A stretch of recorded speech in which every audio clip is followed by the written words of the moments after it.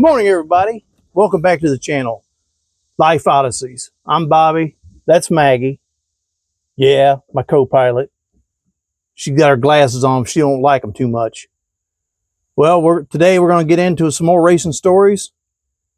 See what we can drum up and tell just how it is. So sit back, relax, and enjoy. And we'll be right back. Ready, Maggie? You ready? Let's go.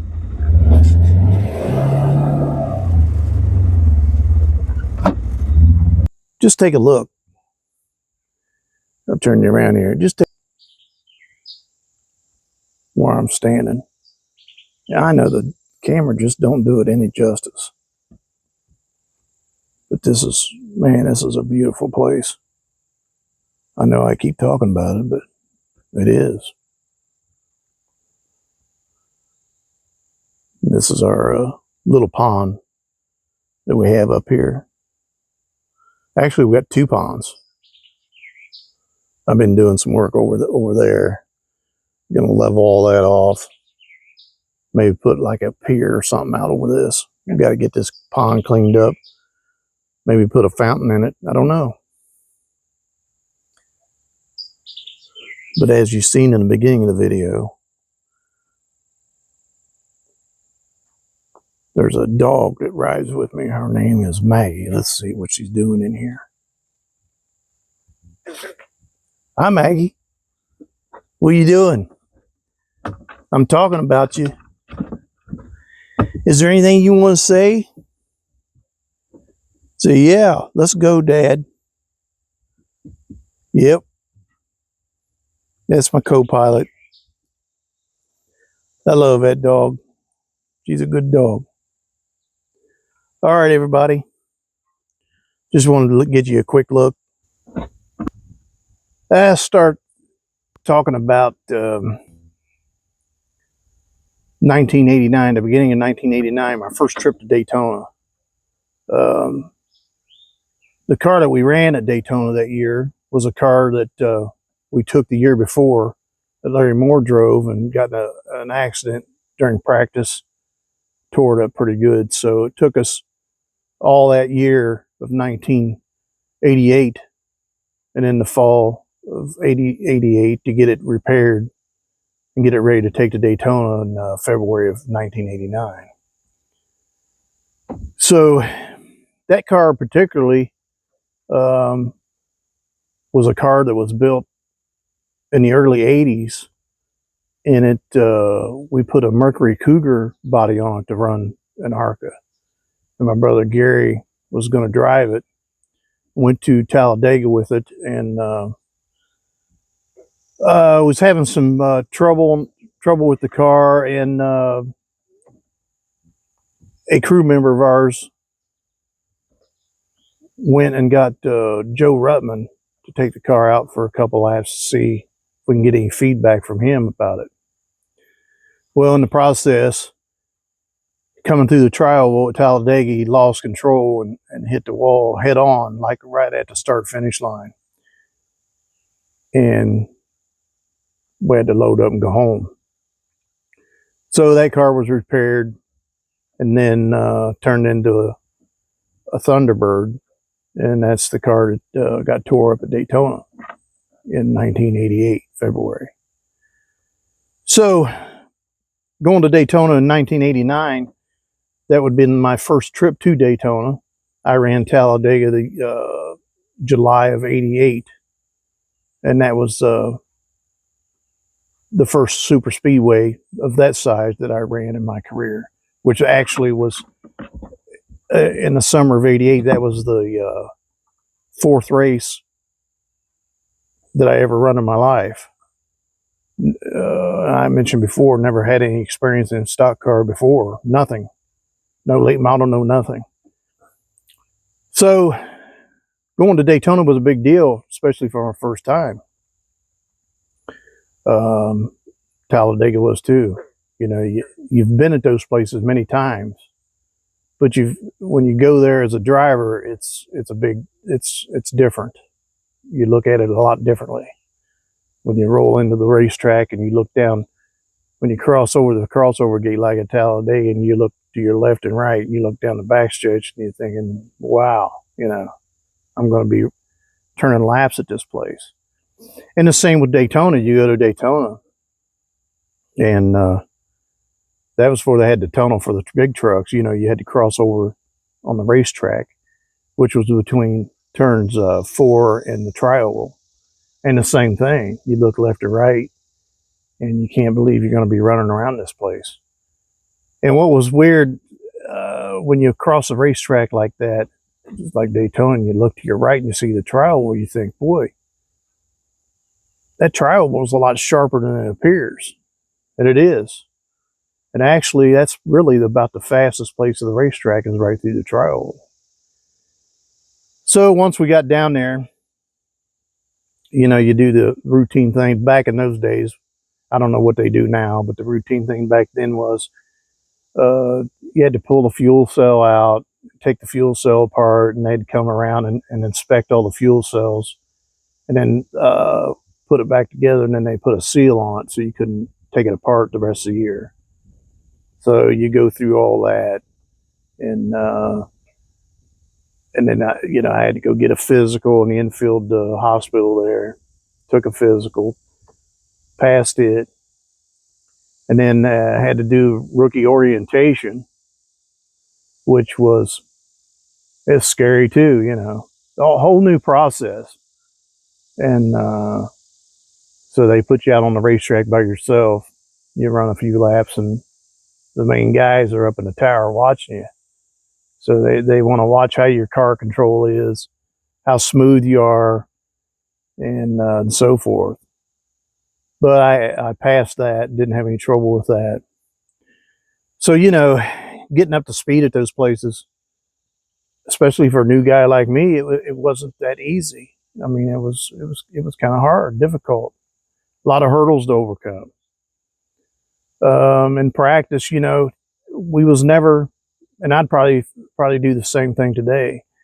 We tried to stay away from people, other drivers, because we just didn't want and couldn't afford any setbacks.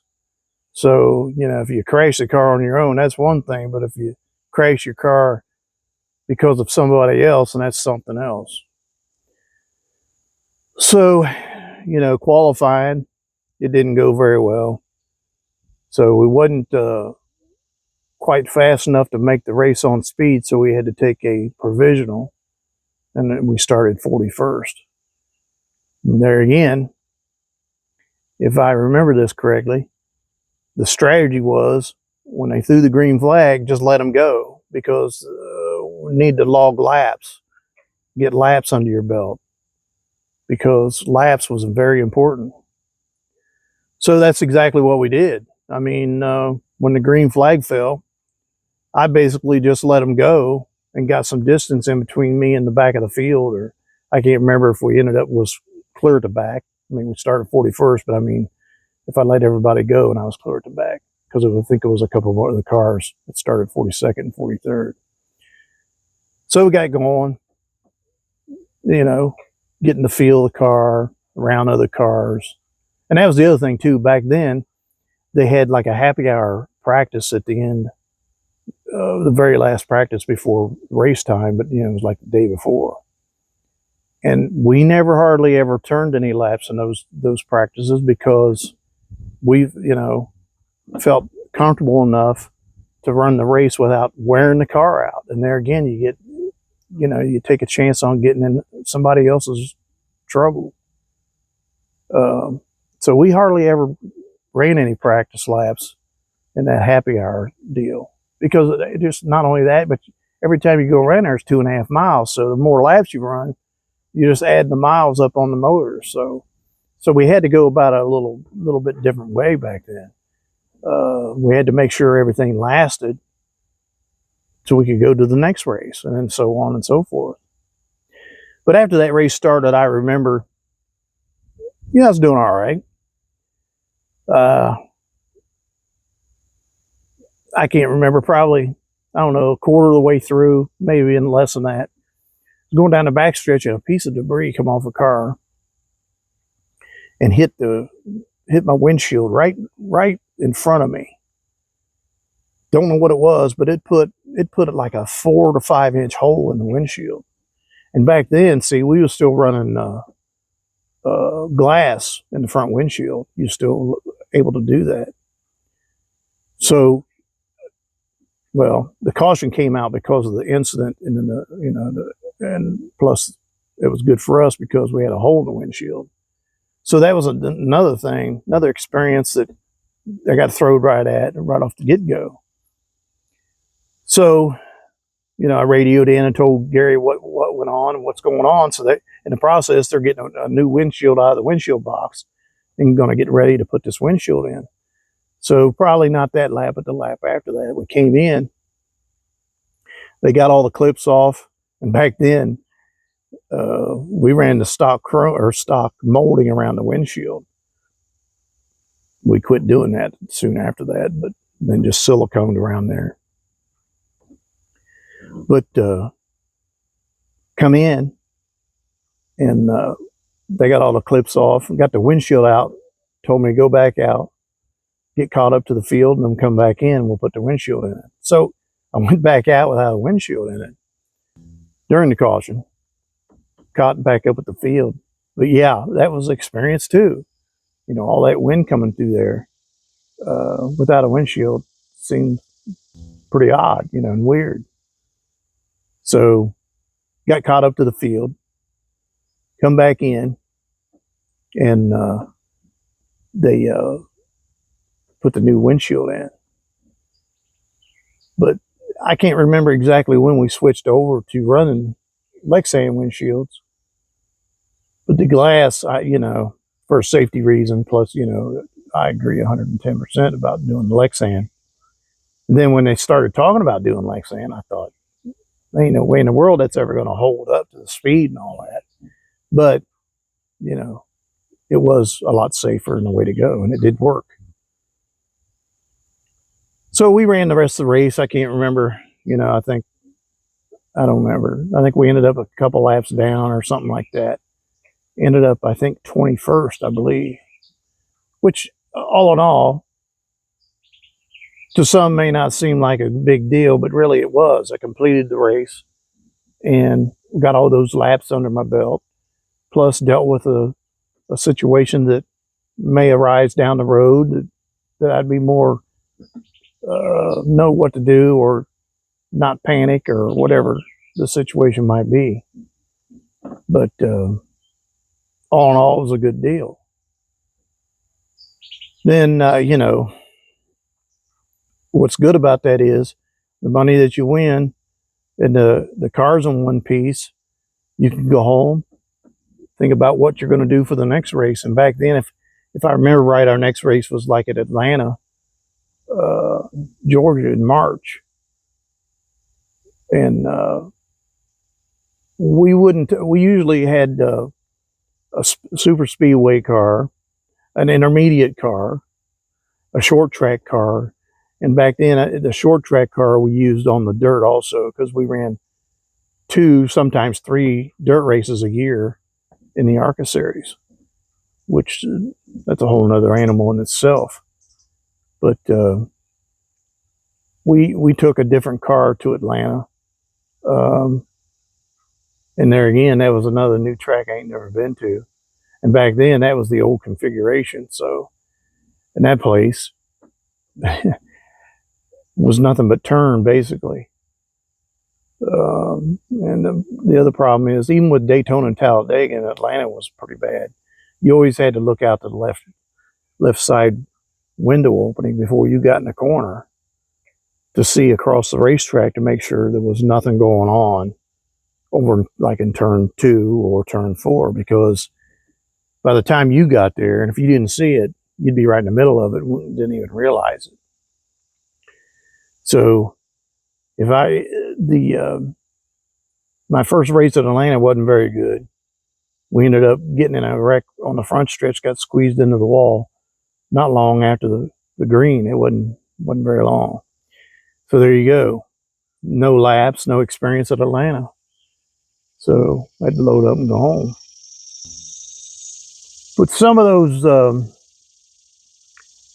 races that I'm going to talk about in the future, we had pretty good races during the 1989 season, and really that was kind of the things that happened and transpired would be the footprint of what was to come later after 1989, and I'll get into that in a later video. But anyways, talking to you from Eastern Kentucky, in the hills of Eastern Kentucky, beautiful Eastern Kentucky. I'm Bobby, and I'll see you next time. So keep your wheels on the ground and your roof in the air. Have a good one, everybody. See ya.